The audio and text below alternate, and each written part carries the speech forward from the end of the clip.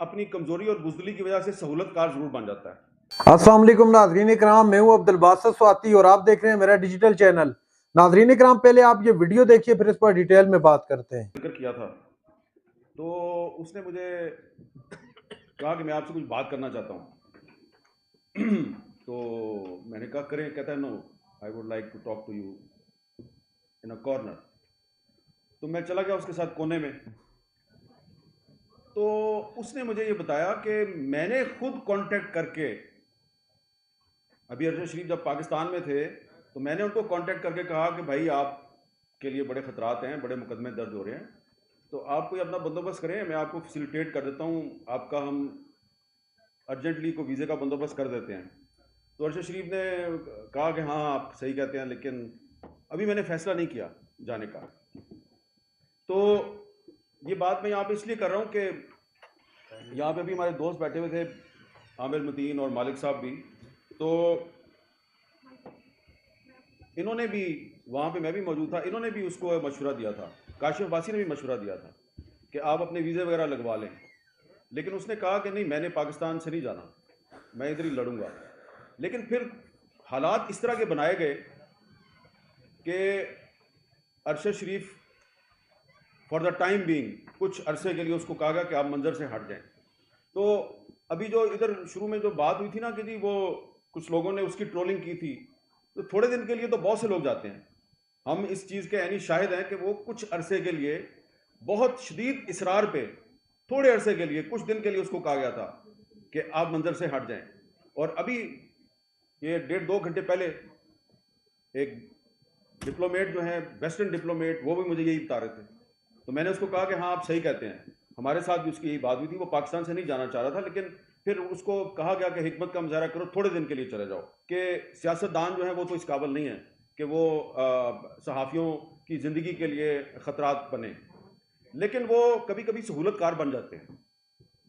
तो सियासतदान जो है उसमें वाकई जुर्रत तो नहीं होती, लेकिन वो अपनी कमज़ोरी और बुज़दिली की वजह से सहूलतकार ज़रूर बन जाता है। तो उसको सहूलतकार नहीं बनना चाहिए।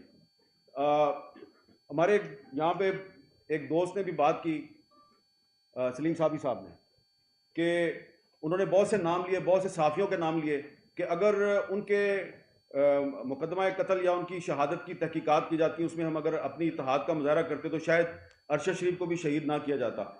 अच्छा, दी हैग में कौन चला रहा है? मैं आपको मिसाल ये देना चाह रहा हूँ। मैं आप मिसाल इसलिए दे रहा हूँ, मैं इससे पहले क्लियर करना चाह रहा हूँ, इधर बहुत से लोग बैठे हैं और जो मैं आपको तजवीज़ देने लगा हूँ वो काबिल अमल तजवीज़ है। आपको किसी हुकूमत के पास जाने की ज़रूरत नहीं, किसी यूनाइटेड नेशंस के पास जाने की ज़रूरत नहीं। ये काम आपने खुद आप कर सकते हैं with the help of civil society, लेकिन इसके लिए जुर्रत और बहादुरी की ज़रूरत है, भागना नहीं है। काम आप कर लेंगे, भागना नहीं है इसके लिए। ये तरीका क्या है? ये तरीका बर्ट्रैंड रसल ने इख्तियार किया था। जब 1966 में बर्ट्रैंड रसल ने एक रसल कोर्ट कायम किया पीपल्स ट्रिब्यूनल के नाम से, वियतनाम में जो अमेरिका ने वॉर क्राइम्स किए, तो बर्ट्रैंड रसल ने उन वॉर क्राइम्स के खिलाफ एक प्राइवेट कोर्ट बनाई पीपल्स कोर्ट के नाम से। उस कोर्ट का ताल्लुक किसी हुकूमत से नहीं था। उस कोर्ट में दुनिया के बड़े बड़े जो कॉन्स्टिट्यूशनल एक्सपर्ट थे, रिटायर्ड जज थे, प्रोसिक्यूटर थे, सिविल सोसाइटी के एक्टिविस्ट थे, उनको बिठाया गया।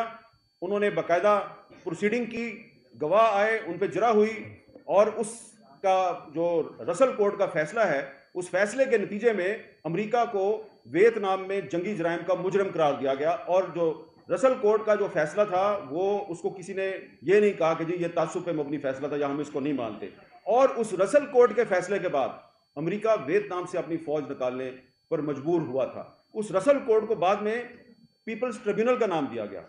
और पिछले साल दी हैग में अदनान खाशिक जी, एक श्रीलंकन जर्नलिस्ट और एक कोलंबिया के जर्नलिस्ट, इन 3 सहाफ़ियों की जो केस था, उस पे एक पीपल्स ट्रिब्यूनल बनाया गया, उसकी प्रोसीडिंग शुरू हुई।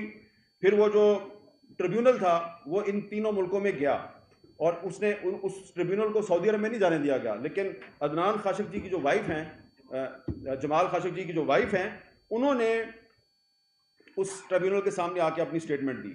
तो इसमें यह नहीं होता कि आप अपना जो जाती मौकफ है उसको आप फैसला बना के अनाउंस कर दें, ऐसा बिल्कुल नहीं होता। जिस तरह के एक कोर्ट का एक पूरा प्रोसीजर होता है, उस प्रोसीजर के मुताबिक चलता है सारा काम। उसमें जो जजेस होते हैं, इस पीपल्स ट्रिब्यूनल के जो जजेस होते हैं, वो या तो सुप्रीम कोर्ट के रिटायर्ड जजेस होते हैं या बहुत अच्छी इंटेग्रिटी और साख वाले प्रोसिक्यूटर्स होते हैं। तो उनकी तो पाकिस्तान में कमी नहीं है। तो अब आपने करना क्या है? आपको अगर सुप्रीम कोर्ट ऑफ पाकिस्तान से इंसाफ नहीं मिल रहा, हाई कोर्ट से इंसाफ नहीं मिल रहा, और अरशद शरीफ शहीद की फैमिली जो है उसको लोअर कोर्ट में जाके तारीख पे तारीख में उनको वहां पे पेश होना पड़ता है, और सबको पता है कि वहां से तो इंसाफ नहीं मिलेगा। तो हमने और आपने करना क्या है? बड़ा सिंपल है। आपने Pakistan federal union of journalist ने और दीगर जो स्टेक होल्डर्स हैं, आपने supreme court bar association, Pakistan bar council, human rights commission of Pakistan, reporters without border, committee to protect journalist और फ्री प्रेस अनलिमिटेड, इन सब के साथ मिलकर एक मीटिंग करनी है। ये इसलिए मैंने नाम लिए हैं कि जो दी हैग में जो पीपल्स ट्रिब्यूनल बनाया गया है, जो दुनिया के मशहूर सहाफ़ियों के कत्ल के मुकदमात की समाअत कर रहा है, उस पीपल्स ट्रिब्यूनल को बनाने में RSF, reporters without borders, CPJ और फ्री प्रेस अनलिमिटेड, इन 3 तंजीमों ने उनको इकट्ठा किया। और इन 3 तंजीमों के साथ अगर आपका राब्ता नहीं है तो मैं आपका राब्ता करवा देता हूँ। मैं खुद पिछले साल दी हैग में मुझे भी बुलाया गया था, मैं भी वहाँ पे गया था और मैंने भी वहाँ पे बात की थी। तो ये कोई मुश्किल काम नहीं है। आपने पीपल्स ट्रिब्यूनल बनाना है। आपके पास बहुत बड़े बड़े लॉयर्स हैं, आपके पास बहुत बड़े बड़े जजेस हैं, लेकिन उसमें होगा क्या कि उसको बिल्कुल उसी तरीके से चलाना है जैसे कि एक प्रॉपर कोर्ट चलती है। और उसमें आप अपना जो नाज़रीन इकराम, आपने वीडियो देखी, हामिद मीर साहब गुफ्तगू कर रहे थे। हामिद मीर साहब ने एक तो ये कहा कि जो मुल्क की मौजूदा सियासी सूरत-ए-हाल है या मुल्क के अंदर जो स्पेसिफिक एक पोलिटिकल पार्टी के साथ हो रहा है, मैं बिलबाब आपके सामने रख रहा हूँ। तो कहा कि जब आजकल जो कुछ इनके साथ हो रहा है इसका जिम्मेदार कौन है? क्यों सियासी पार्टियां ये सारा कुछ अपने कंधों पर लेती हैं? या तो उसी वक्त आके बोल लें कि हमारे बस में नहीं है, हमारे इख्तियार में नहीं है, लेकिन नहीं, उस वक्त ये बढ़ चढ़कर उसमें शराकतदार होते हैं, लेकिन जब वक्त गुजर जाता है तो कहते हैं जी हमारे हाथ में ही कुछ नहीं था। इसके अलावा नाज़रीन इकराम, अरशद शरीफ के मुतालिक भी उन्होंने तज़किरा किया कि कैसे अरशद शरीफ के साथ क्या कुछ हुआ। इसके अलावा जब फर्स्ट टाइम उन्होंने अदालत गए तो अदालत में उनके साथ क्या कुछ मामला हुआ, वो डिटेल में आपने सुना। नाज़रीन इकराम, इस वक्त एक और चीज बड़ी है में, वो ये कि हामिद मीर साहब को चूंकि ऑफ एयर कर दिया गया, अभी वो किसी भी इलेक्ट्रॉनिक चैनल पर इस तरह ऑन एयर नहीं हो सकते, तो उनकी नौकरी भी उनके हाथ से चली गई है। दूसरी जानब अगर आप देखें तो तहरीक इंसाफ जिसके साथ ये सारा कुछ हुआ, तहरीक इंसाफ के KPK के अंदर खास तौर पर शेर अफजल मरवत अपनी पूरी ताकत का मुजाहरा करते हुए जगह जगह कन्वेंशन करते हैं, लेकिन वो जलसों की शक्ल अख्तियार कर लेते हैं। वो कन्वेंशन लोग बढ़ चढ़ कर उसमें शिरकत करते हैं। आज लाहौर के अंदर मैंने देखा, लाहौर की एक वीडियो मेरी नजरों से गुजरी, उसमें बहुत सारे लोग तहरीक इंसाफ के एक बहुत बड़ा झंडा लेकर वो मार्च कर रहे थे, जो फ्लैग मार्च उसे आप कह सकते हैं। बहुत बड़ी तादाद में अवाम इस वक्त, बहुत सारे ऐसे खामोश वोटर हैं तहरीक इंसाफ के जो छुपे बैठे हैं और लाखों के हिसाब से, और वो सोच रहे हैं कि ये सारा कुछ हिसाब किताब हमने 8 फरवरी को करने और 8 फरवरी को हम फैसला करेंगे। और जो है बहुत सारे लोग तो ऐसे भी मैंने कहते हुए सुना है, देखा है कि वर्दियां हम PMLN की डालेंगे और जाके वोट तहरीक इंसाफ को डालेंगे। ये लोगों के तासरात हैं इस वक्त।